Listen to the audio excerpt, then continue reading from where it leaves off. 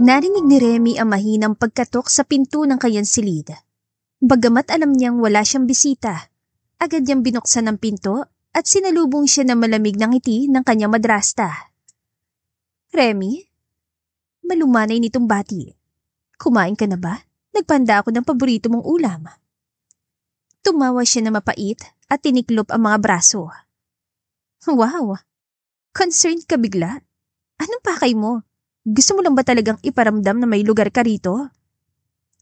Bahagyang nanigas sa mukha ng babae. Hindi mo ba pwedeng? Anong hindi pwede? Mabilis sa putol ni Remy. Huwag kang feeling ilaw ng tahanan dahil naging kabit ka lang ng tatay ko. Ikaw ang dahilan kung bakit namatay si mama ng maaga dahil sa stress at sakit ng loob. Umigting ang panga ng madrasta at piniling manatiling kalmado. Remy, hindi totoo yan. Wala akong kinalaman sa enough. Mariing sambit niya at mahigpit na hinawakan ng doorknob.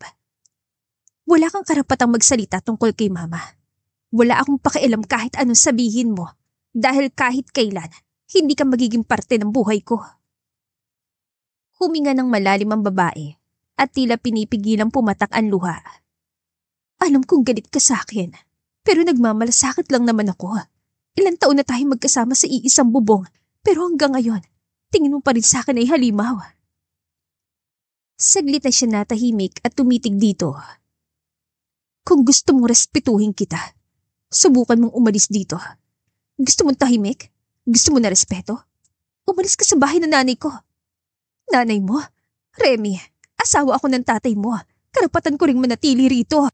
Napahagalpak na mapang-asar na tawa si Remy at tumalikod para bumalik sa loob ng silid. Asawa? Wala kang karapatang gamitin yung salitang yan. Kung asawa ka man, asawa ka ng isang lalaking matagal nang nakalimot kung paano magmahal ng tama at hindi mo mabubura yon kahit anong gawin mo. Isinara niya na mariin ang pinto at iniwan ang madrasta na nakatayo doon. Sumandal si Remy sa likod ng pinto at pinipigilan ng sariling humikbi. Kahit anong tapang at tigas ng mukha niya sa harap ng lahat, hindi nito natatakpan ng sugat na iniwan ng pagkamatay ng ina at ang pagkakanulo ng ama.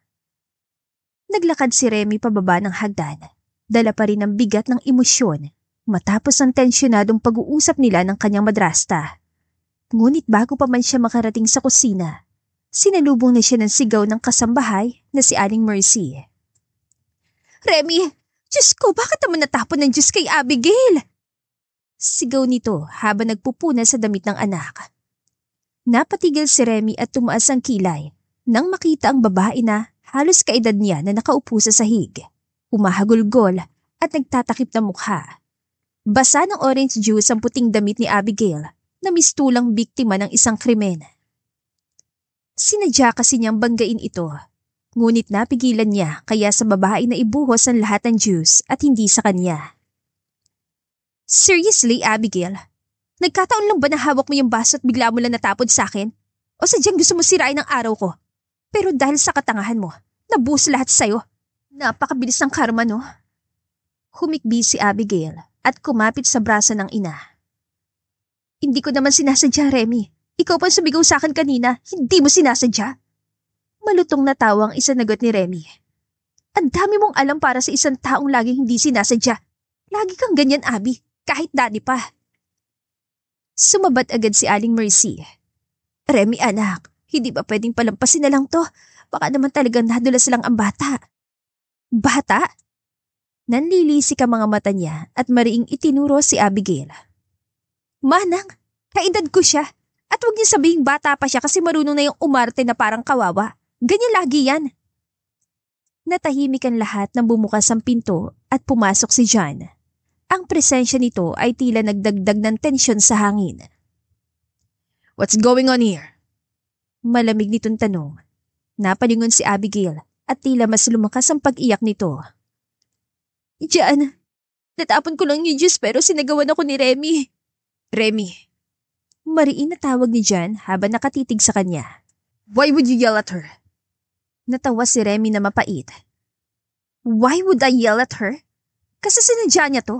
Lagi niyang ginagawa to para magmukha akong masama. And now, kakampihan mo siya? Lumapit si John at hinawakan siya sa braso. She's just a kid. She's not a kid, Jan! Malakas siyang putol na ikinagulat ng lahat. She's the same age as me. Alam niya nakaka-insulto ang ginagawa niya at hinahayaan mo lang siya kasi kaibigan mo siya. Remy, you're overreacting. Alam ko mainit ang ulo mo lately, but don't take it out on her. Tumawa si Remy, pero baka sa mata niya ang lungkot at panghihinayang. So, I'm the problem now? Ako ang kontrabida? Alam mo ba kung ilan taon ko nang tinitiis to? And every time na magpapaka-victim siya, lahat pumapanig sa kanya. Even you. Hindi agad sumagot si Jan. Umiling si Remy at ngumiti na mapait. You know what? I'm done. Remy. Mahinang tawag nito, ngunit nalikuran na niya ang binata. Kung siya mas importante sa'yo, fine. Hindi ko ipipilit ang sarili ko. Dumiretso siya sa kwarto. Mabilis na nag-impake ng ilang gamit at walang pasabi-sabing lumabas ng bahay. Mabigat ang pakiramdam ni Remy nang pumasok siya sa maliit na bar sa downtown Toronto. Gusto na niyang uminom ng kaunti, ipahinga ang isip at kalimutan muna ang lahat. Ngunit hindi niya inaasahang masisindak siya ng isang lalaking bumangga sa kanya habang hawak niya ang kanyang inumin. Hoy! Matalim yan sambit, sabay hawak sa nabasang blouse. Are you blind or just plain stupid? Napalingon na lalaki sa kanya at may pilyong ngiti sa labi. Relax, miss. Ikaw kaya yung biglang lumiko. Huwag ka naman ganyan. Napakunat ang noo ni Remy nang marinig ang pamilyar na salita. Wait, Tagalog yun ah. Tumawa ang lalaki at umiling. Oo naman, Pinoy ako. Hindi ba halata? Ikaw, sa mukha pa lang, halata ng binibini ang ganda. Nang aasar ka ba? Naiinis siya sa mukha nito. Nagtaas ito ng kilay at sumandal sa bar counter. Sungit mo. Parang hindi ka sanay masabihan ng totoo ah. Excuse me? Mariin yan sagot. Hindi mo ko kilala. Pinili na lang ni Remy na iwasan ng lalaki at lumipat ng upuan. Alam mo, wala akong oras makipag-usap sa tulad mo. Gusto ko lang uminom ng tahimik. Don't bother me. Okay, miss. Kumindat ito bago bumalik sa inumin. Ngunit ramdam niya nakamasid pa rin ito sa kanya, na lalong kinainis niya. Pagkarating niya sa tinutuluyan niyang kondo, nadatnan niya ang sunod-sunod na tawag mula sa kanyang ama. Halatang may mabigat na nangyari dahil kahit hindi siya sumasagot, paulit-ulit itong tumatawag. Nang tuluyan niyang sagutin, baka sa tinig nito ang tensyon. Remy, kailangan mo bumalik dito. May mahalaga tayong pag-uusapan. Please, umuwi ka. Papa, what's going on? Para namang end of the world to. Hindi ko pwedeng sabihin sa telepono. Kailangan ko lang. Makita ka. Umuwi ka. Nag-aalangan man. Nag-book agad siya ng flight pa uwi ng Pilipinas. Hindi niya alam kung bakit, pero ramdam niyang may mabigat na bagay na naghihintay sa kanya. Pagkarating niya sa mansyon, ay naging malamig ang pagtanggap sa kanya ng lahat. Naroon din ang kanyang madrasta at nasa tabi nito si Abigail. Remy, malamig na bati ng kanyang ama. Maupo ka. Umupo siya at tinitigan silang lahat. Papa, ano ba nangyayari? May inilabas sa envelope ang abogado ng pamilya at iniabot sa kanya.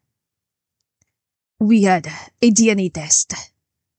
Mahinahong sabi ng ama. At hindi ikaw ang tunay kong anak. Nanlaki ang mga mata ni Remy. What? Si Abigail. Siya ang tunay na anak ko. Tila may sumabog na kulog sa tenga ni Remy. Hindi. Hindi yun totoo. Alam niyo kung gaano ako kamukha ni Mama. Ako yung anak niyo. Umiling ang kanyang madrasta. The DNA doesn't lie, Remy. Matagal nang may duda ang pamilya. At ngayon, naging malinaw na. Hindi totoo to! Malakas niyan sigaw. Nanginginig ang kanyang kamay habang hinahawakan ng papel. Kung sino man na nag-set up nito, successful kayo. Congratulations! Umiyak si Abigail bigla. Remy, hindi ko rin naman ginusto to. Pero ako may karapatan dito. Karapatan? Natawa si Remy na mapait. Lahat ng to pinaghirapan ng mama ko. At Ngayon, ganito lang. Tumayo ang madrasta at lumapit sa kanya. Remy, please, don't make this harder than it is. Mabuti pa siguro umalis ka na. Papa! Halos pabulalas niyang tawag at umaasang ipagtatanggol siya nito. Ngunit iniwas ng ama ang tingin at iyon na ang naging malinaw na sagot para sa kanya. Pakiramdam ni Remy ay gumuho ang mundo niya. Ilang taon niyang pinagsikapan na maging karapat-dapat bilang unika iha. Ngunit ngayon, itinutulak siyang palabas ng tahanang kinalakihan niya. Pagkatapos ng mahabang pagtatalo na nauwi sa wala, lumabas siya ng mansyon, dalang ilang bag na minadali niyang iimpake. Wala nag-abot ng tulong at walang humabol para pigilan siya. Ang dating tahanan ay naging estranghero na sa kanya. Pagkarating niya sa hotel, napansamantala niyang tutuluyan. Bumagsak siya sa kama at napahagulgol. Hindi siya makapaniwala sa bilis sa mga pangyayari. Sa isang iglap, nawala sa kanya ang lahat. Ngunit higit pa sa yaman ang sakit ng pagtataksil. Ang amang minahal at iginalang niya. Pinili ang papel na hawak, isang anak na lumaki sa tabi niya. Mabilis na kumupas ang marangyang buhay ni Remy. Sa loob lamang ng ilang buwan, matapos siyang palayasin mula sa mansyon. Naubos ang ipon niya at tuluyang nablock ang lahat ng cards niya. Wala na siyang pagkakakitaan at halos wala ring matulugan. Sa kabila ng pagiging sanay sa luho at komportableng pamumuhay, napilitan siya maghanap ng kahit anong trabaho para mabuhay. Ma'am, handa po ba kayo magtrabaho bilang kasambahay? Tanong ng isang middle-aged na babae mula sa agency. Nakataas ang kilay nito, waring nag-aalinlangan sa kanya. Medyo sosyal ang dating nyo, baka hindi nyo kayanin. Napakagatlabi si Remy at pinilit ngumiti. Kakayanin ko po. Kailangan ko lang talaga ng trabaho, kahit ano. Nagpalitan ng tingin ng babae at isa pang staff, saka ibinigay sa kanyang address ng isang bahay na naghahanap ng kasambahay. Kinabukasan, nakatayo na si Remy sa harap ng isang modernong townhouse. Pinakiramdaman niya ang kaba habang pinipindot ang doorbell. Ilan saglit pa, bumukas ang pinto at bumungad sa kanyang isang matangkad na lalaki na pamilyar ang mukha. Napasinghap si Remy na makilala ito. Ikaw? Napangisi ito at tila nagulat din na makita siya. Well. Ikaw pala yung kasambay na ipapadala nila. Ikaw yung masungit na babae sa bar sa Toronto, di ba? Napakuyom ng kamao si Remy. Seriously? Ikaw ang amo dito? Oo, pero huwag kang mag-alala. Hindi ako mapang-api. Lumapit ito at iniabot ang kamay. Raiden, bagitong piloto. Naalala mo ko, right? Hindi tinanggap ni Remy ang kamay nito at dumiretso na lang siya sa loob. Hindi ko alam na dito pala mauuwi ang buhay ko. Nakakahiya. Umiling si Raiden habang natatawa. Relax. Hindi naman kita husgahan.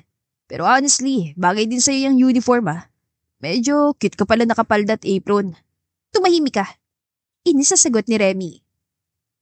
Sa mga sumunod na araw, sinubukan ni Remy na maging maayos sa kanyang trabaho. Ngunit hindi naging madali ang lahat. Hindi siya sanay maglinis ng banyo, magluto ng komplikadong ulam o maglaban ng damit ng walang washing machine na high-tech. Madalas siya napapagalitan ni Aling Rosa, ang matandang mayordoma ng bahay. Remy, hindi ganyan ang paghuhugas ng plato. Tignan mo may sabon pa. Singhal ni Aling Rosa. Sorry po, Tita Rosa. Mahina niyang sagot habang pinupunasan muli ang plato. Nasa gilid naman si Raiden. Nakasandal sa pinto habang nakangising nanonood. Ang cute mo kapag nahihirapan.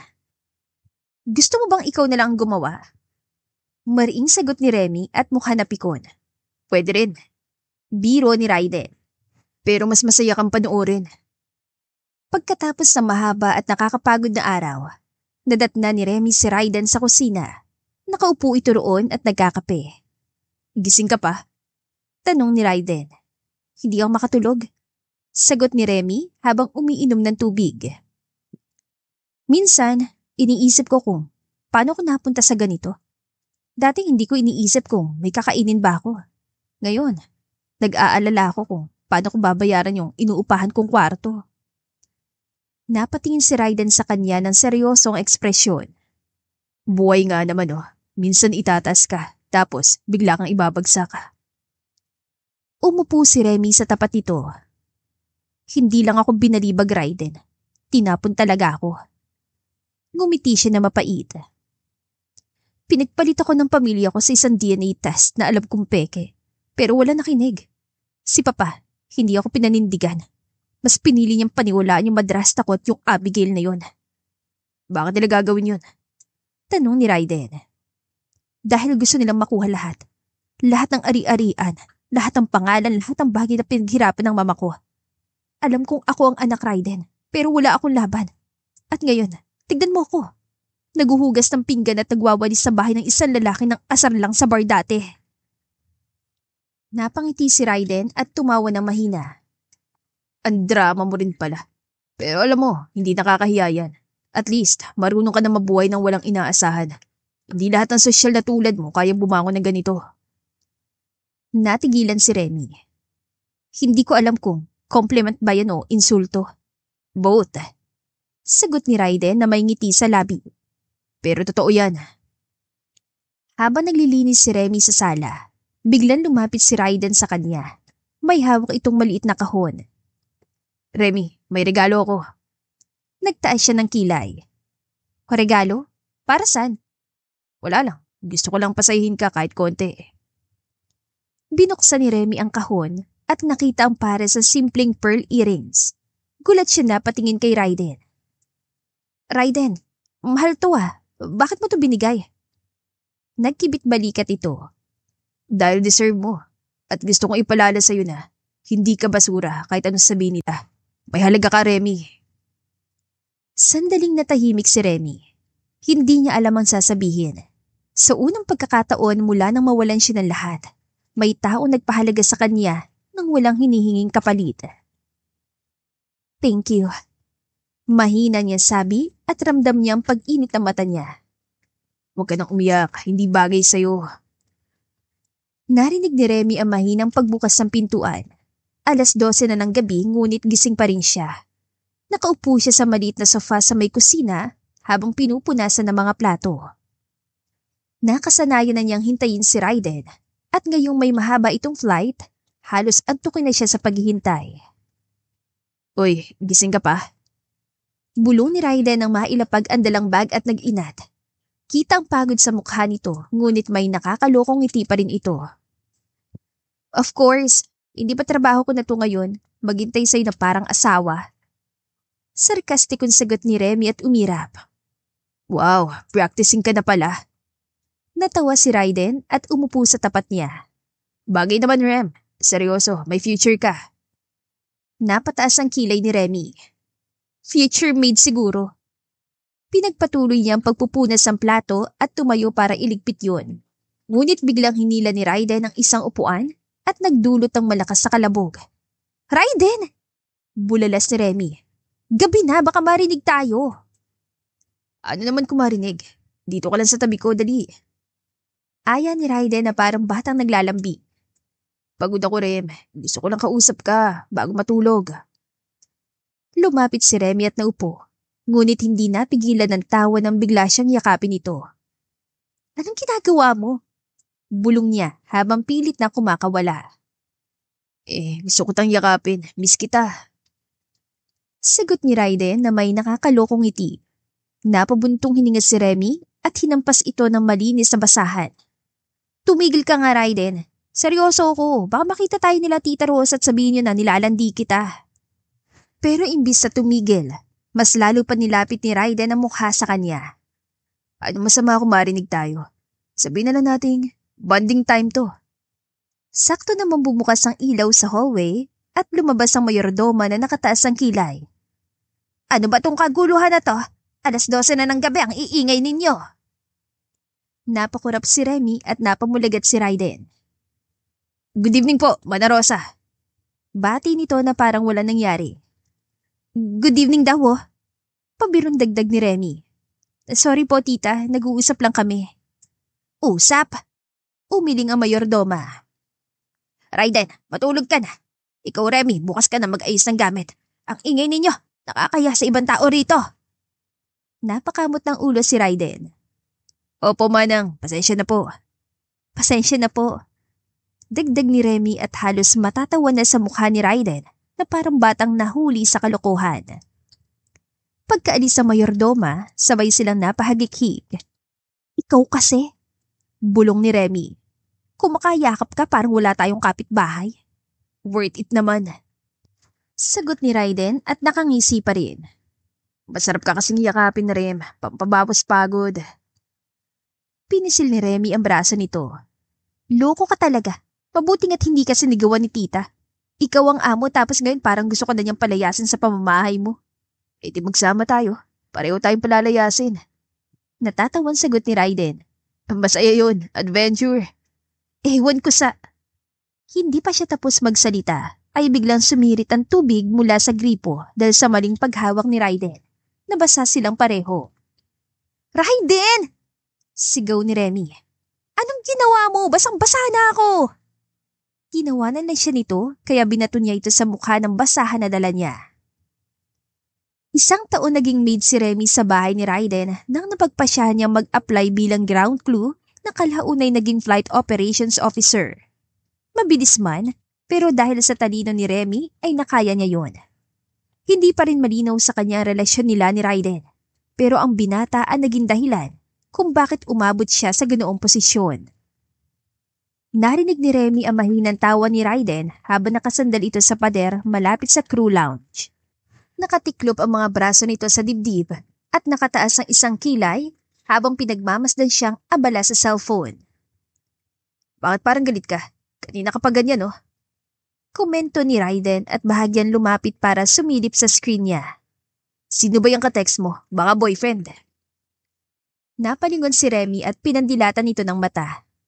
Wala. At wag mo kong istorbohin, Raiden. May chine-check lang ako tungkol sa schedule ng flight bukas.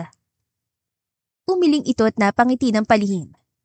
Professional na talaga, Miss Flight Operations Officer. Binaba ni Remy ang cellphone at tinapunan nito ng seryosong tingin. Alam mo, nakakainis ka minsan. Ikaw na nga itong lagi kong kasama, ikaw pa ito nangaasar. At saka kanina, bakit mo sinabi sa mga kasamahan mo na, girlfriend mo ko? Ha? Eh, hindi ko naman talaga sinabi ah. Sagot ni Raiden sabay taas ng dalawang kamay. Nagkukunwari itong inosente. Sila lang yung nag-assume. Ewan ko ba, baka dahil sweet ka sa akin. Natural lang, di ba?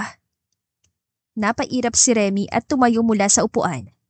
Ikaw lang naman ang lagi kong inaasikaso kasi madalas kang late sa check-in at lagi may reklamo tungkol sa uniform mo. Eh kasi, ikaw lang ang pinagkakatiwalaan ko. Nakangiting tugon ni Raiden at lumapit palalo sa kanya. At saka amin mo na. Kaya mo ko inaasikaso kasi mahal mo ko. Raiden! Pulalas si Remy at halos mabitawan ng clipboard sa inis. Pwede ba tigilan mo yung biro mo? Kung narinig yun ng mga supervisor natin, baka isipin may relasyon tayo. Ayoko maging chismis, no? Napangisi si Raiden at tumango-tango. So, ibig sabihin, ayaw mo na maging chismis tayo kasi wala naman talagang relasyon? Oo, madiing sagot niya. Pero napansin niya biglang pagbabago ng ekspresyon ni Raiden. Tumango lang ito at tumalikod sandali para ayusin ang backpack. Okay. Mahinang sagot ni Raiden. Gets ko. Medyo nabigla si Remy. Hoy, bakit ka nagkakaganyan? Galit ka ba? Umiling ang binata, pero hindi na siya tinitignan pa. Hindi, okay lang. May gagawin pa ako sa labas. Sige, mauna na ako. Nanatiling nakatayo si Remy at hindi makagalaw. Naramdaman niya ang kakaibang kirot sa dibdib na makita ang seryosong ekspresyon ng lalaki. Sanay na siyang binibiro at inaasar nito araw-araw, pero ngayon lang niya naramdaman ang malamig na distansya. Nang lumabas si Raiden ng lounge, napabuntong hininga siya at umupo muli. Ano bang problema nun? Mahina niyang bulong. Hindi niya alam kung bakit may bahay tanggil sa tono ng sarili niyang boses. Maaga siya dumating sa opisina. May briefing para sa mga flight crew, pero hindi pa rin lumalapit si Raiden sa kanya. Nakita niya itong kausap ang ibang piloto, at kahit nagtatama ang kanilang mga mata, mabilis itong tumalikod. Napakunot ang noo ni Remy. Hindi siya sanay na hindi siya pinapansin ng lalaki. Sanay siyang lagi ito nakasunod, nakangiti at nangaasar. Pagkatapos ng briefing, nagdesisyon siyang lapitan ito. Hinila niya ang braso ni Raiden na makita niya itong mag-isa sa hallway. Raiden, tawag niya. May problema ba tayo? Napatingin ito sa kanya at nagulat siya na makita ang pagod sa mga mata ng lalaki. Wala, bakit? Hindi mo ko pinapansin simula kagabi. Kung may nasabi akong masama, sabihin mo, huwag mo akong isnabin. Huminga ng malalim si Raiden at ngumiti ng tipid. Wala naman. Naisip ko lang, baka nakakabala na ako sa'yo. Lagi mo naman sinasabi na ayaw mo ng tsismis. Kaya baka dapat, layuan muna kita. Natigilan siya at hindi niya alam kung paano sasagot. Naramdaman niya ang biglang kaba sa dibdib niya. Raiden, hindi ko sinasabi na ayaw kita sa tabi ko. Mahina sabi niya. Naiinis lang ako sa biro mo minsan. Pero nasanay na ako na nandyan ka. Nagulat ito at ngumiti ng bahagya. Nasanay ka na ba talaga? O namimiss mo ko kapag hindi ako maingay? Pwede bang pareho?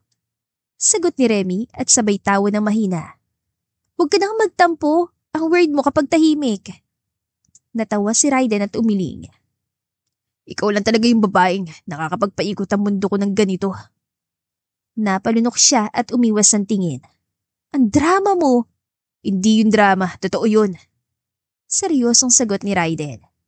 Sandali siya natahimik, pero na makita niya seryoso mukha ng lalaki, tumawa siya para itago ang kaba. Sige na nga, balikan na ulit sa dati mo pero boss-bossan mo yung pangaasar ha. Napangisi si Raiden. No promises, pero sige babawi ako. Dinner tayo mamaya. Libre mo? Siyempre, basta sumama ka. Napailing siya pero napangiti rin. Sige na nga. Nasa isang maliit silang coffee shop na paborito nilang tambayan matapos ang mahabang araw sa trabaho. Nakaupo si Remy sa harap ni Raiden. Hawak ang tasa ng kape habang nakatingin ito sa kanya na tila may gustong itanong. Sa kabila ng maaliwalas ang ngiti ni Raiden, naroon pa rin ang seryosong ningning sa mga mata nito. 3 years na pala no? Sabi ni Raiden at marahang iniikot ang tasa sa harap niya. Parang kailan lang, pinagtatawanan kita noon kasi hindi ka marunong magwalis sa maayos. Natawa ito, sabay sabing, at palagi nababasaan sa'yo kapag nagmamap ka. Napailing na lang si Remy at bahagyang ngumisi. Hoy, hindi ko kasalanan na sobrang dulas ang tiles mo. Kung hindi mo lang ako ginulo noon, baka mas maayos ang gawa ko. Ginulo kita? Ikaw kaya maingay na parang may kausap kahit wala namang kausap. Balik ni Raiden. Nagkibit balikat si Remy at ngumiti na mapait.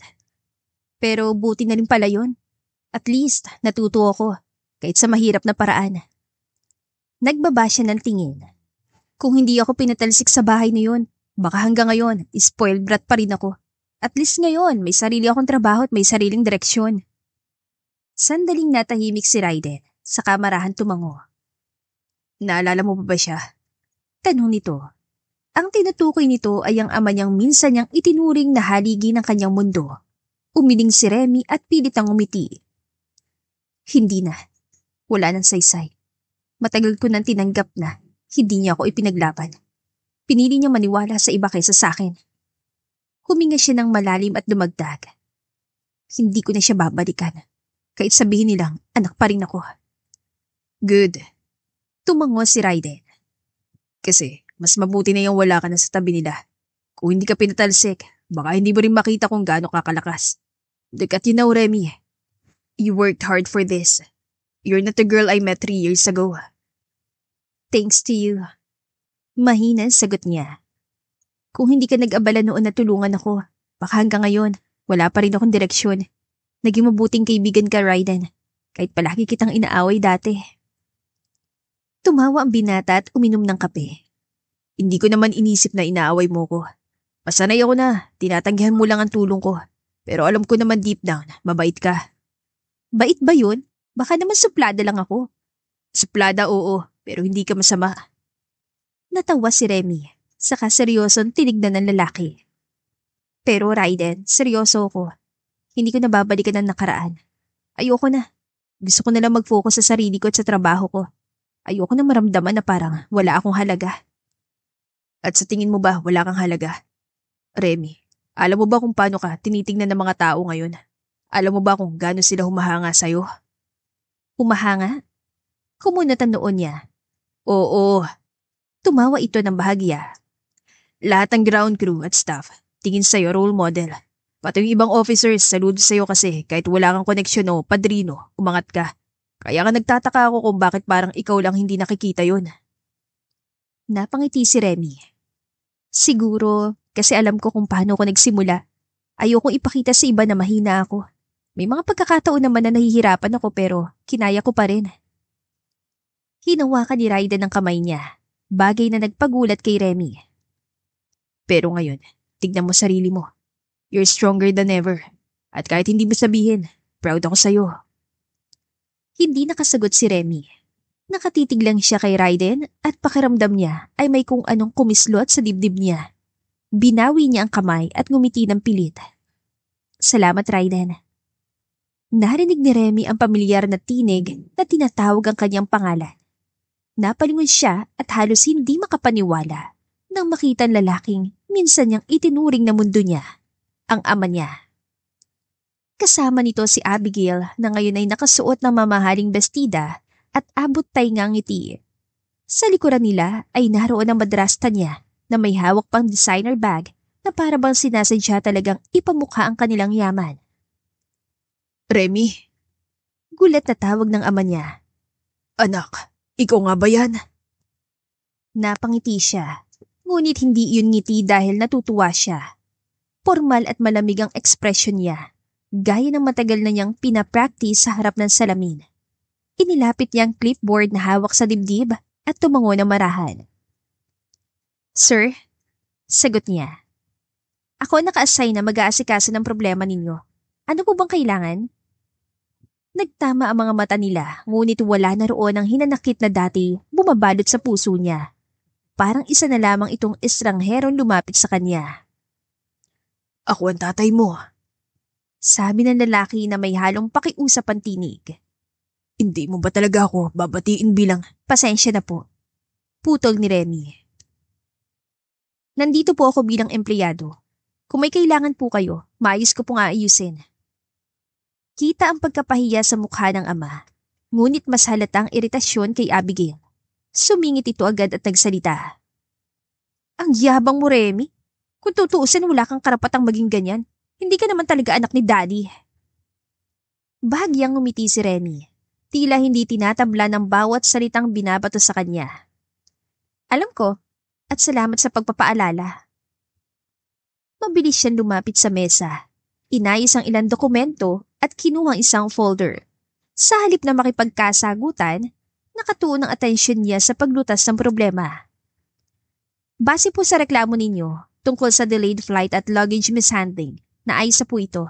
Narito po ang resibo ng refund at complimentary ticket para sa inyong tatlo. Kalmado niyan sabi at iniabot dito ang mga papel.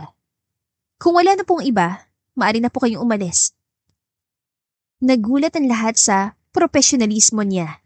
Si Abigail ay tila lalong nainis, ngunit wala itong masabi. Ang ama naman ay tinitigan siya na matagal. Para ba ngayon lang napagtanto na iba ng anak na minsan itong itinakwil? Remy, anak.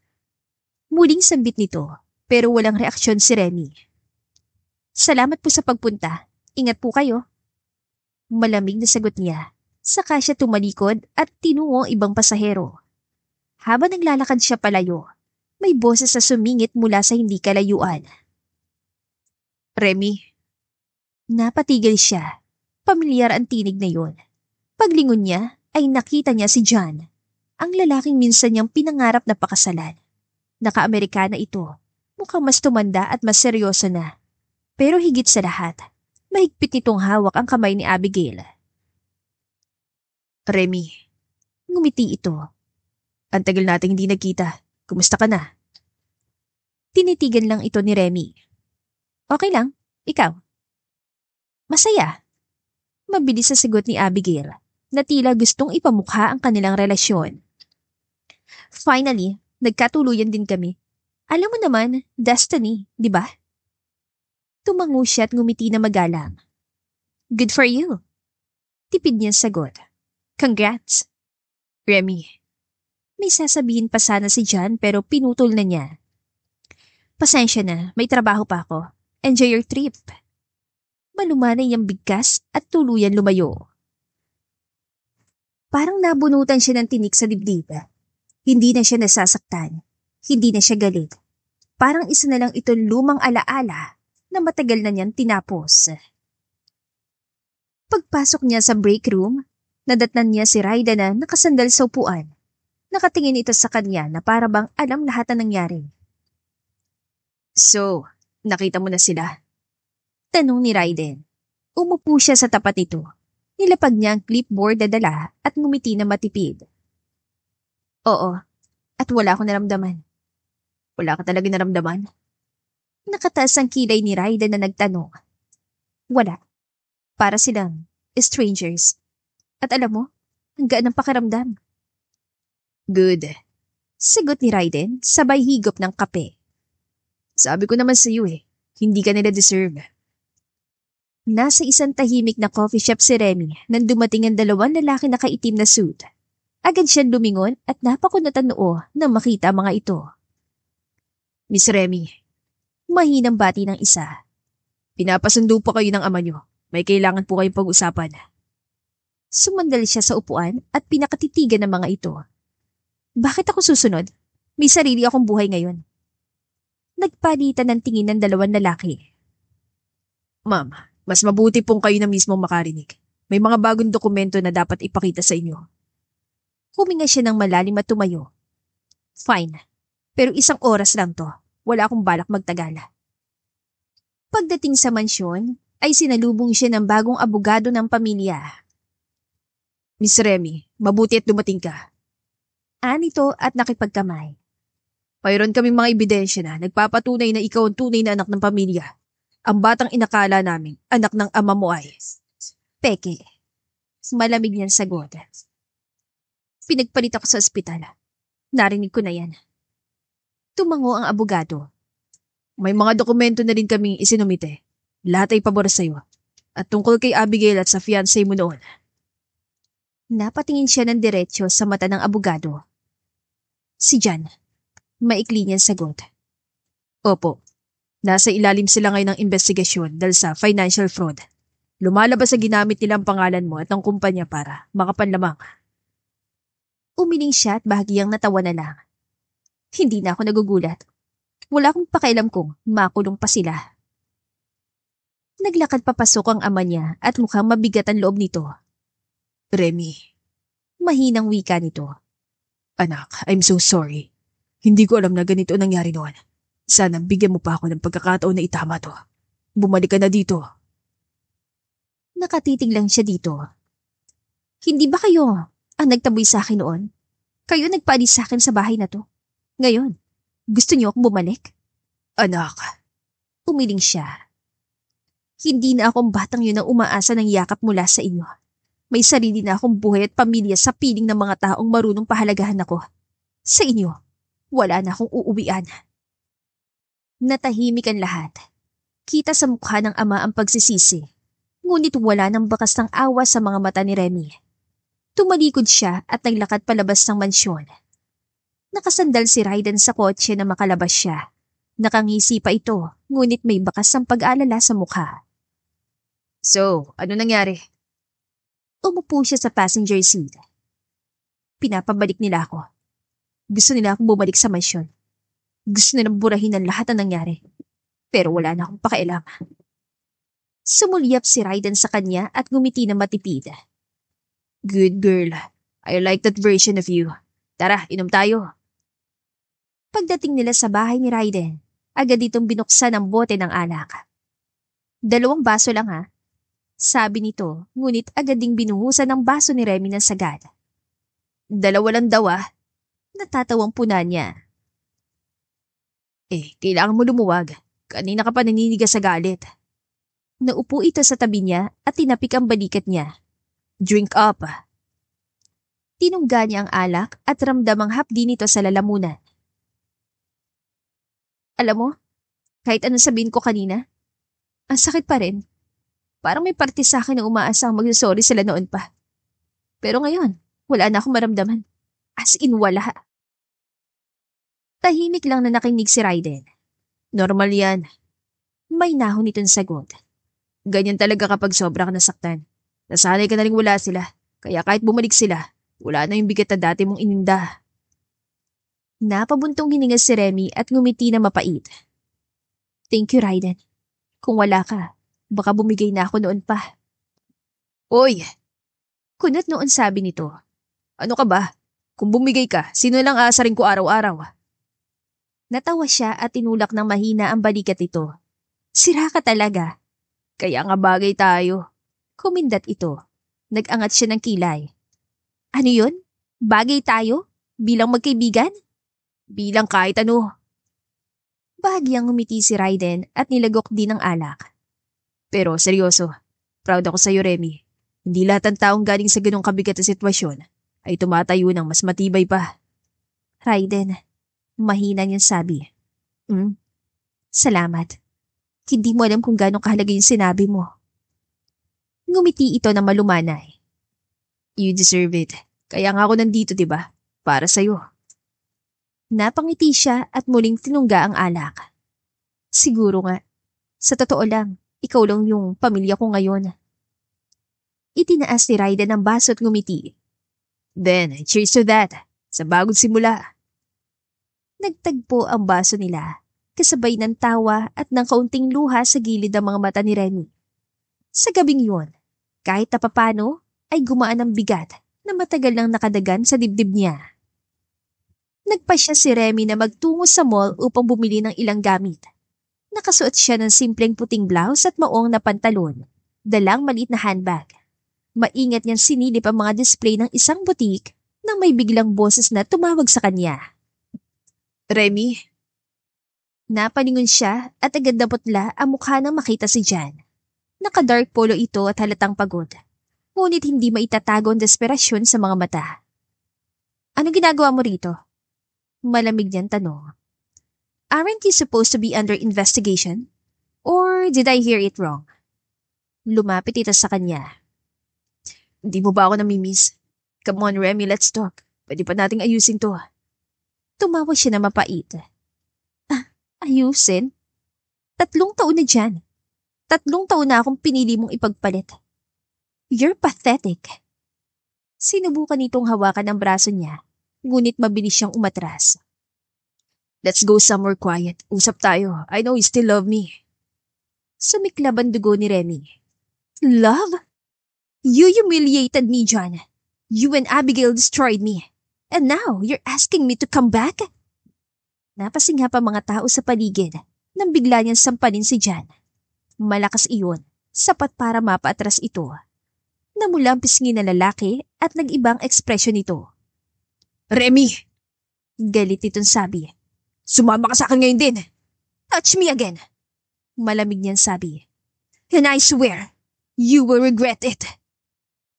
Hinawakan muli ni Jan ang braso niya nang mas madiin na ngayon. Ngunit mabilis ang kumilos si Remy. Isang malakas na suntok ang binitawan niya sa panga nito. Sinundan ng 2 suntok sa sikmura. Napaurong si Jan at halos matumba sa sahig. Walang hiya ka, Remy! Sigaw nito, hawak ang panga. Hindi mo alam kung gaano mo ako ginulo noon. Malamig niyang sagot at binabaliwala ang mga matang nanonood. Ngayon, wala na akong pakialam. Naglakad siya palayo na parang walang nangyari. Pinupunasan ng bahagyang sugat sa kamay mula sa pagkakasuntok. Ngunit hindi pa siya nakakalayo nang marinig niya ang matinis na boses na halos makapunit ang kanyang tenga. Remy! Si Abigail. Galit na galit itong nakatingin sa kanya. Hindi ka pa rin talaga nagbabago. Mataray nitong sabi. Binugbog mo na nga si Jan.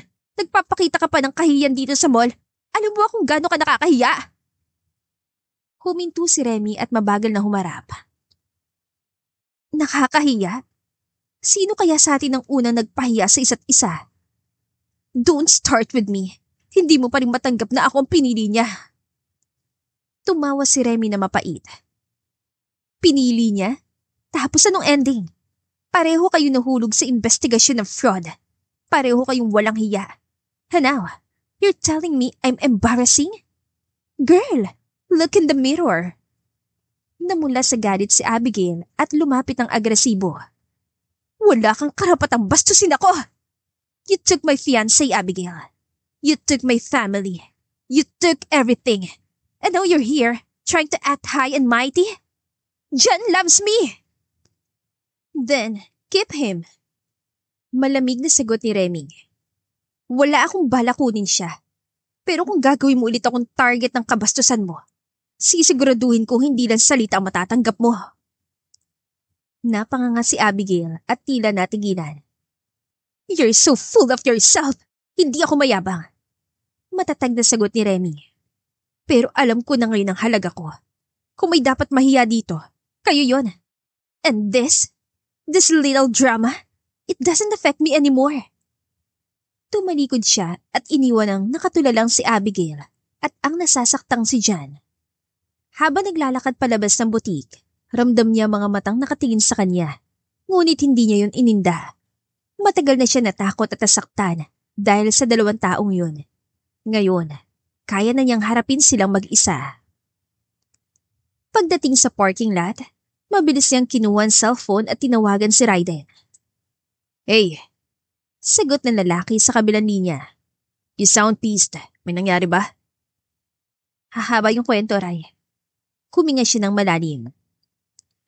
Pero kung may oras ka, sama mo naman ako uminom. Kailangan kong maglabas ng sama ng loob. Natahimik sandali si Raiden bago sumagot. Give me 10 minutes. Same place? Same place. Tugon niya. Narating nila ang tapat ng kondo ni Remy. Mahinang musika bumabalot sa sasakyan ni Raiden habang magkatabi silang nakaupo. Amoy na amoy pa rin ang alak sa kanilang hininga. Ngunit mas nangingibabaw ang katahimikan na sumasakal sa espasyo sa pagitan nila. Salamat sa paghatid, Raiden. Ani Remy. Alam ko namang pagod ka rin sa trabaho. Ngumiti si Raiden. Remy, may aaminin ako. Nagkibit-balikat si Remy at inaasahan na kung ano man yon ay isa na namang biro. Ano na naman yan? May atraso ka ba sa akin? Biro niya. Umiling si Raiden. Hindi, totoo to. Matagal ko nang gustong sabihin pero nahirapan ako magsalita. Tumikim ito saka tumingin ng diretsyo sa mga mata ni Remy. Gusto kita. Nanlaki ang mga mata ni Remy at natigilan siya sandali. Raiden, alam kong hindi ito tamang oras. Mabilis sa dugtong ni Raiden, tila ba handa ng umatras. Alam kong marami kang pinagdadaanan, pero gusto ko lang maging honest sa nararamdaman ko. Tumikim siya at tumingin sa bintana ng kotse. Pinaglaruan niya ang strap ng kanyang bag at pinipigilan ng sarili na makaramdam ng kung ano. Wala sa plano ko to. Mahina niyang tugon. Ayoko munang pumasok sa kahit anong relasyon. Hindi pa ako handa. Bahagyang umiti si Raiden, pero halatang pilit yun. Gets ko naman. Hindi kita pipilitin. Tumango lang si Remy at agad binuksan ang pinto ng kotse. Salamat ulit, Raiden. Ingat ka pa uwi. Tumalikod na siya at pumasok sa building nang hindi man lang lumingon. Makalipas ang ilang araw, ramdam ni Remy ang pagbabago. Hindi na ito ang Raiden na palagi nakasunod sa kanya. Madalas itong sumasama sa ibang kaibigan at bihira na itong makasabay umuwi. Bakit parang bigla mo kong iniiwasan? Tanong ni Remy nang minsan niya itong abutan sa opisina. Nag-angat lang ito ng tingin mula sa cellphone at ngumiti ng tipid. Busy lang, may ibang lakad kasi ako. Maikli nitong sagot, saka muling bumalik sa ginagawa. Napakunot ang noon niya. Ganun na lang, wala man lang, Remy. Putol ni Raiden. Ayokong istorbohin ka. Alam ko namang ayaw mo ng komplikasyon. So, I'm giving you space. Space? Mariin ang boses niya at ramdamang inis na pumipigla sa dibdib. Hindi kita sinabihan na layuan ako, Raiden. Tumingin lang ito sa kanya. Pero parang gano'n na rin yun, di ba? Napasinghap si Remy at hindi na nakapagsalita. Umalis siya doon na mabigat ang dibdib. Habang naglalakad sa pasilyo, pinipigilan niyang mapaluha. Hindi siya nasaktan dahil sa pag-amin ni Raiden, kundi dahil sa bilis nitong bumitawa. Nakita niya itong nakikipagbiruan sa isa sa mga kasamahan nilang babae. Naglakad siya papalapit habang nakataas ang kilay. Mukhang nag-e-enjoy ka ha? Malamig niyang sambit. Nag-angat ang tingin si Raiden at ngumiti. Remy, may pinapasa lang sa akin si Liza. Flight updates. Flight updates? Talaga lang ha? O baka naman may iba pang updates na pinapasa sa'yo? Napakunatan noon ni Raiden. Anong problema mo? Wala akong problema. Nagpakawala siya ng mapait na tawa. Ikaw may problema, Raiden. Ang bilis mo lang palang sumuko, ano? Sinabi ko lang yun pero sumama ka na agad sa iba. Hindi mo alam kung gaano kahirap sa akin to. Ayokong ipilit sarili ko sa'yo. Gusto ko lang bigyan ka ng oras. Oras? Singhal ni Remy. Hindi mo ba naisip na baka kailangan kita kahit hindi ko sinasabi? Baka gusto ko rin na nandyan ka kahit hindi pa ako ready pero hindi mo man lang tinanong. Ang dali mo nag-decide na lumayo. Natahimik si Raiden at tila hindi alam ang isasagot. Tumalikod na si Remy. Nanginginig ang kamay at nanunuyo ang lalamunan. Ayaw niyang umiyak sa harap nito. Mag-isa siya nakaupo sa loob ng kanyang kondo. Hawak ang isang baso ng alak. Pinilit niyang maging matapang sa harap ni Raiden kanina, pero hindi niya may kakaila na masakit. Tumunog ang cellphone niya. Message ito ni Raiden. I'm sorry. Pinagmasdan niya ang mensahe at humigpit ang hawak niya sa baso. Hindi siya nag-reply. Sa halip, uminom siya ng dire-diretso at pilit tinatabunan ang bigat sa dibdib. Narinig ni Remy ang balita tungkol sa kalagayan ng kanyang ama. May sakit ito at halos wala ng ibang pwedeng tumayo bilang pamunuan ng kumpanya. Nandoon pa rin ang madrasta niya, ngunit alam niyang nawala na ng tiwala ang ama sa babaeng yun. Habang nakaupo siya sa kotse, mahigpit ang pagkakahawak niya sa manibela. Pinilit niyang gawing matatag ang sarili, kahit bumabalik ang mga alaala ng araw na itinaboy siya ng sariling pamilya. Pagdating niya sa bahay ng ama, sinalubong siya ng isang kasambahay na tila nagulat sa kanyang pagdating. Binuksan niya ang pinto ng silid at nakitang kanyang ama na nakahiga, maputla, at tila pinapasa ng pagsisisi ang mukha. Remy. Mahina nitong tawag. Salamat at dumating ka. Tahimik lang siyang lumapit at umupo sa tabi ng kama. Malamig ang kanyang tingin, ngunit hindi may kakaila ang lungkot na bumabalot sa kanya. Hindi ako pwedeng tumanggi. Malamig niyang sagot. Narinig ko, walang ibang pwedeng humawak ng kumpanya. Pinilit ngumiti ng ama niya. Nagkamali ako, anak. Pinili kong paniwala ng iba kaysa sayo. At ngayon, ako ito naghihirap. Patawad, Remy. Matagal siyang hindi nagsalita. Tinignan niya ang ama at naramdaman ang kirot ng mga sugat na iniwan na nakaraan. Ngunit naaalala din niya ang mama niyang halos mamatay sa pagod upang makapagpundar. At alam niyang ayaw niyang mapunta sa kamay ng iba ang pinaghirapan ng kanilang pamilya. Huwag ka na magsalita ng ganyan. Mariin yan sagot. Kung ang gusto mo ay pamahalaan kong kumpanya, gagawin ko. Ayoko mawala ang lahat ng pinaghirapan ni mama. At ayoko makuha ng mga taong wala namang karapatan. Biglang lumitaw ang madrasta niyang si Helena. Nakataas ang kilay nito at mukhang nagalit sa narinig. Hindi ka pwedeng basta-basta na pumasok dito at kunin ang lahat, Remy. Madiin itong sabi. Ako ang legal na asawa ng tatay mo. May karapatan ako dito. Mabigat ang paghinga ni Remy. Dahan-dahan siyang tumayo at hinarap ito. Helena, may karapatan ka pa ba pagkatapos ng lahat ng ginawa mo? Ikaw ang dahilan kung bakit ako napalayo sa pamilya ko. Ikaw ang nagtanim ng kasinungalingan para paghiwalayin kami ni Papa. At ngayon, may mukha ka pang ipakita dito? Namutla ang madrasta niya, ngunit hindi ito nagpatalo. Hindi mo ko pwedeng basta-basta mapapaalis. Umiti si Remy na mapait at tumingin kay Helena ng diretsyo sa mata. Kung may kaunting kahihiyan ka pa, ikaw na mismong aalis. Pero sige, tutulungan na lang kita. Humakbang siya palapit kay Helena. Wala kang karapatang makialam dito. Hindi mo na pwedeng hawakan kahit isang bahagi ng pinaghirapan ng mama ko. Alam mo kung bakit? Dahil tapos na ang laro mo. At ako na ang nandito ngayon. Nagpigil ng emosyon si Helena. Ngunit nakita ni Remy ang bahagyang pag-angat ng baba nito na tila hindi sanay mapahiya. Hindi pa to tapos, Remy. Malamig nitong sabi bago ito tumalikod at mabilis na lumabas ang silid. Pumalik si Remy sa tabi ng ama niya. Nakatingin lang ito sa kanya.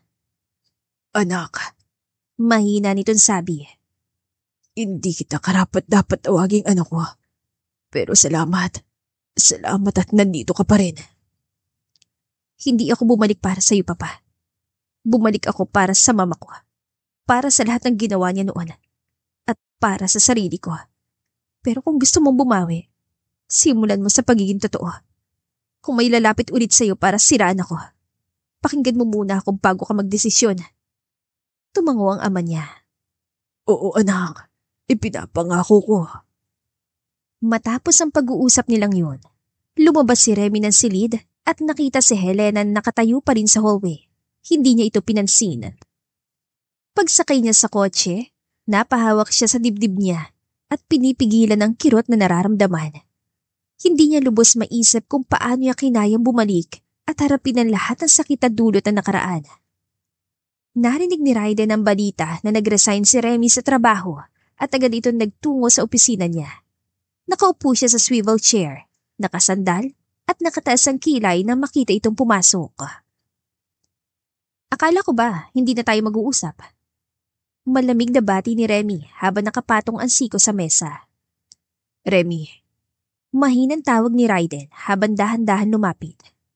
hindi ba pwedeng sagutin mo muna ako? Bakit ka nag-resign? Ako ba ang dahilan? Napangisi siya at napailing. Ikaw talaga. Bakit mo iisipin na ikaw ang dahilan?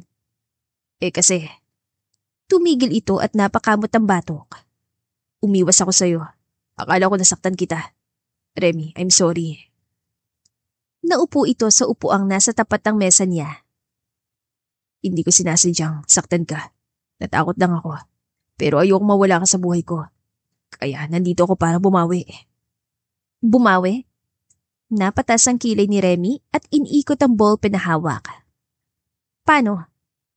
Huminga ng malalim si Raiden. Formal lang kita niligawan. Hindi na ako tatakbo't iiwas pa. Napahinto siya at natawa na mahina. Raiden, seryoso ka ba? Hindi ba't sinabi ko na sa'yo na wala pa sa isip ko yan? Seryoso ako. Alam ko naman yun, Remy. Hindi ko naman hinihingi na sagutin mo agad ako. Gusto ko lang malaman mo na nandito ako, naghihintay at handang magpursige.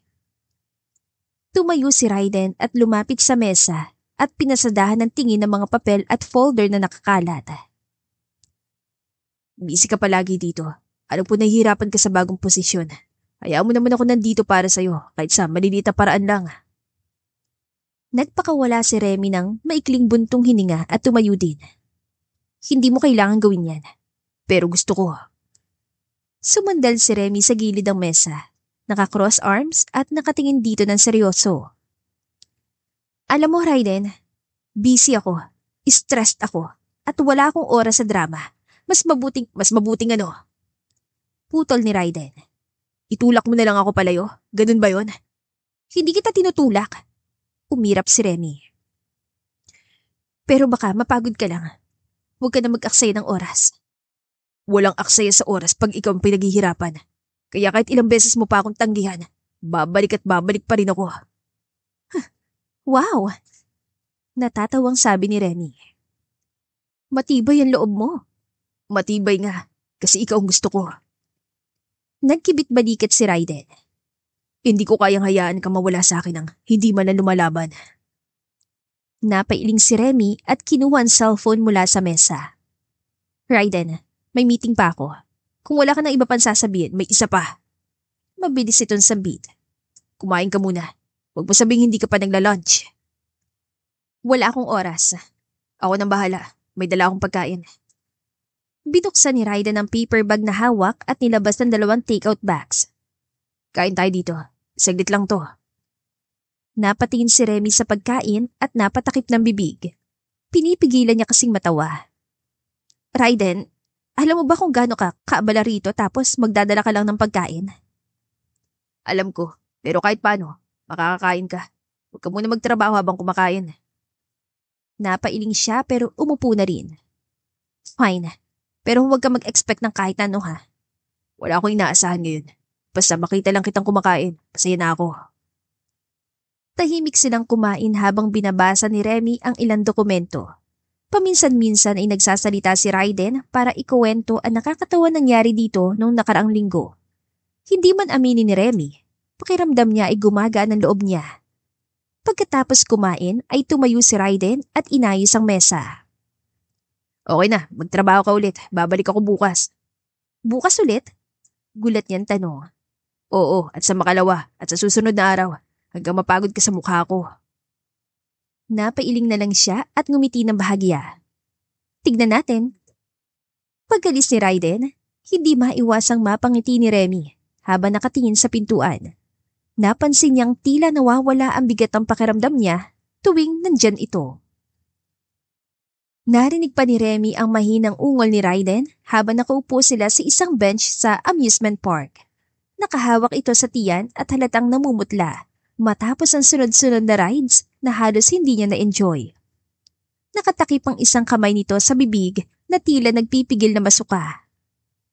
Raiden, okay ka lang ba? Hindi ka na yata makapagsalita.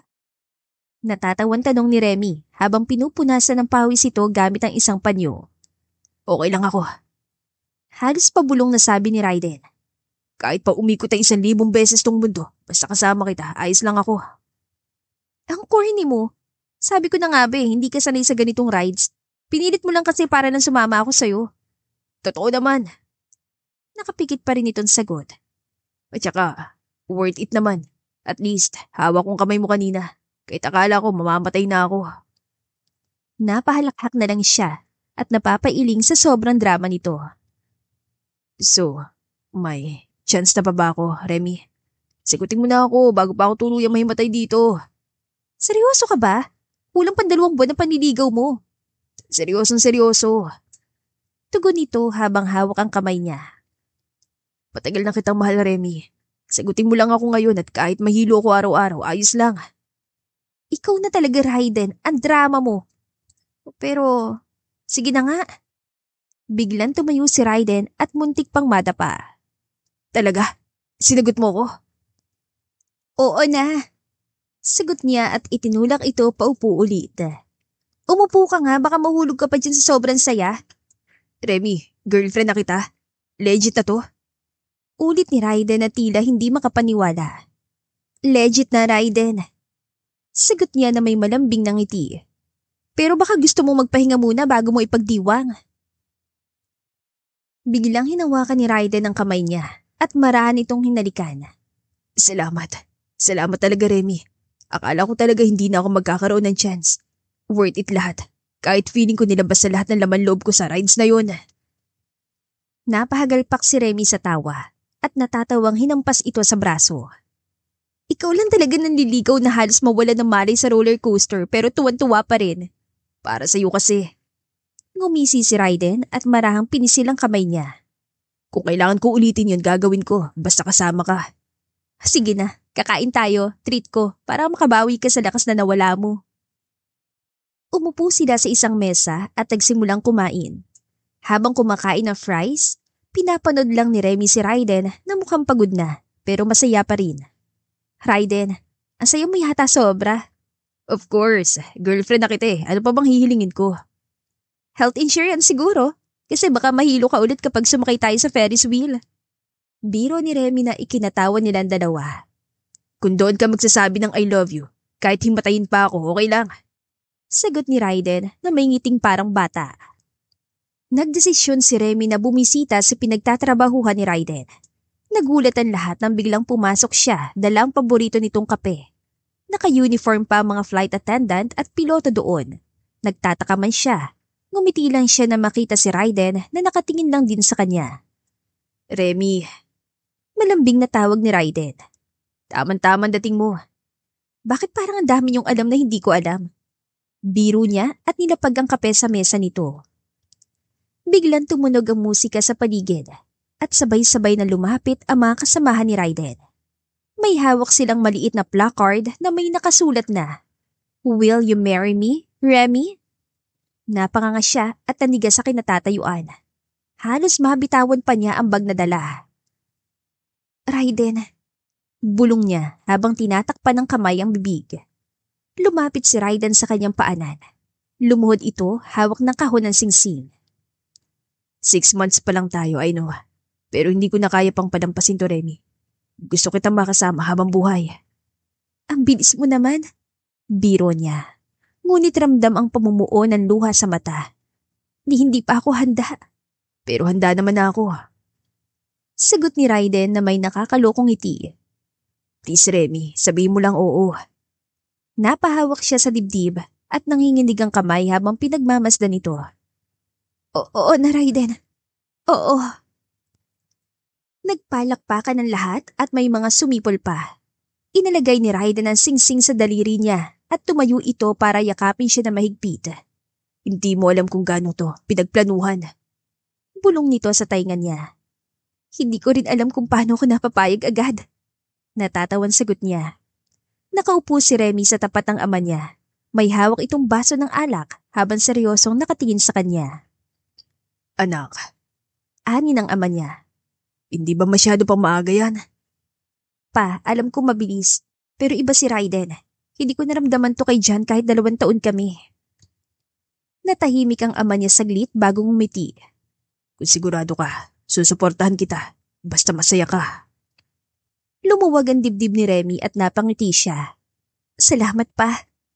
Pero gusto ko siyang makilala. Dagdag nito. Imbitahan mo siya sa hapunan. Ilang araw ang lumipas, ay nakaupo na si Raiden sa dining table kasamang ama ni Remy. Mukha itong kabado habang umiinom ng tubig. Si Remy naman ay nag-aayos ng ulam at nagpapakumbaba para hindi mahalata ang kaba. Raiden, piloto ka pala. Bungad ng ama niya habang sinusuri ito. Opo, sir. Sagot ni Raiden na may mahinhingiti. 5 years na po ako sa airline. Hindi ba delikado yan? Delikado kung hindi maingat. Sagot ni Raiden. Pero lagi kong iniisip na kailangan ko makauwi sa taong mahal ko. Kaya doble ingat po ako. Napangiti ang ama niya. Maganda yan. Alam mo bang matagal na ako nangangarap para sa anak ko na makahanap ng taong magpapahalaga sa kanya ng ganito? Medyo namula si Raiden. Sir, wala ko ibang plano kundi mahalin at alagaan siya. Kahit po mabilis tong desisyon namin, alam ko pong kaya ko siyang pakasalan at mahalin habang buhay. Hindi ko akalaing may ganitong tapang ang taong manliligaw sa anak ko. Biro ng ama niya. Hindi tulad ang dati niyang boyfriend. Puro plano pero walang aksyon. Natawa si Remy at tinapik si Raiden sa braso. Huwag ka nang kabahan, Raiden. Mukhang pasado ka na. Pasado na ba ako, sir? Kinakabahan na tanong ni Raiden. Tumango ang ama niya. Oo, pero alagaan mo siya. Minsan matigas ang ulo niyan. Alam ko po. Biro ni Raiden. Pero doon nga ako nahulog. Natawa silang tatlo at doon tuluyang nawala ang kaba ni Remy. Masarap sa pakiramdam na tanggap ng ama niya si Raiden. Pagkatapos ng hapunan, habang palabas na sila, hinawakan ni Raiden ang kamay niya.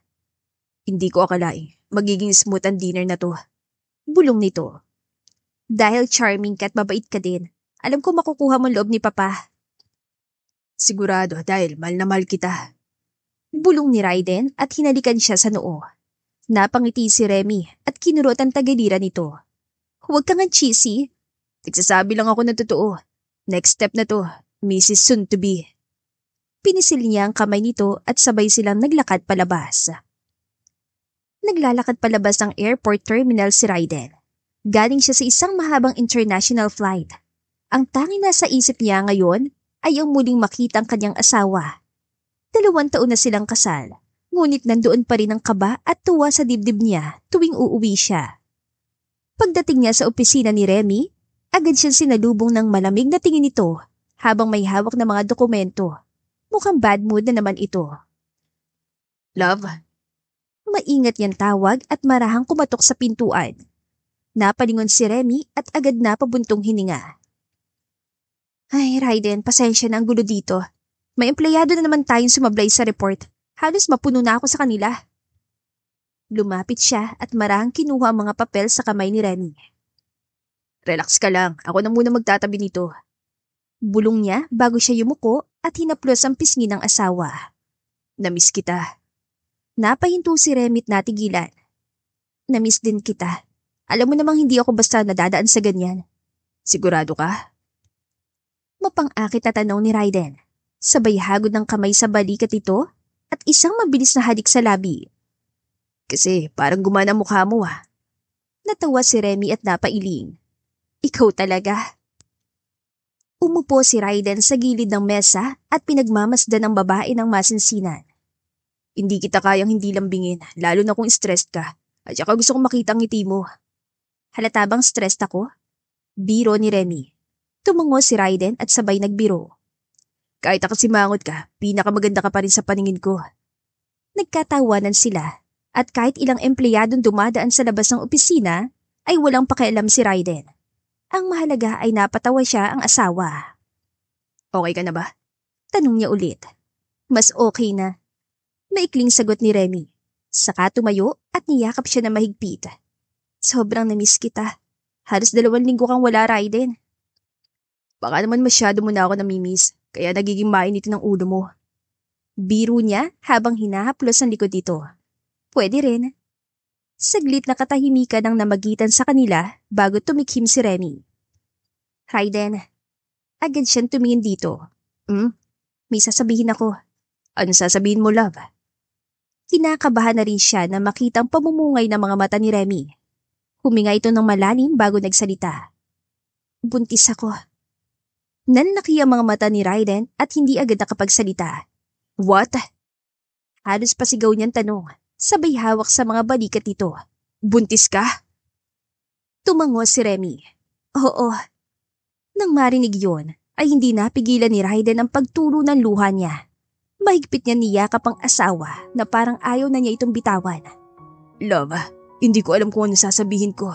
Ang tagal kong hinintay to. Napangiti si Remy at hinaplos ang pisngi ng asawa.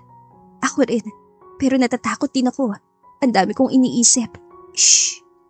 Hinawakan ni Raiden ang magkabilang pisngi nito at hinalikan ito ng marahan. Wala kang dapat ikatakot. Kasama mo ako sa lahat. Kakayanin natin to. Napahawak si Remy sa sariling tiyan. Sana nga. Ilang linggo matapos ang magandang balita ay mas lalong tumatag ang relasyon nila. Sa mga mata ng lahat ay tila perpekto na ang buhay ni Remy, pero hindi alam ng marami kung gaano kahirap ang pinagdaanan niya para makarating sa puntong yun. Siya ang babaeng minsang tinuring na masama, itinaboy ng pamilya at pinagdudahan ng lahat. Ngunit pinatunayan niya na kahit anong ibato ng mundo, kaya niyang bumangon. Hindi niya hinayaang lamunin siya ng galit o panghuhusga. Sa halip, pinili niyang magsikap at maging matatag para sa sarili at ngayon ay para sa pamilyang binubuo nila ni Raiden. Natagpuan niya ang pag-ibig na hindi kailanman bumitaw sa kanya. Isang pag-ibig na nagbigay sa kanya ng bagong simula. At dito na po nagtatapos ang ating kwentong pag-ibig. Maraming salamat po sa pakikinig. To God be the highest glory. Hanggang sa muli. Paalam!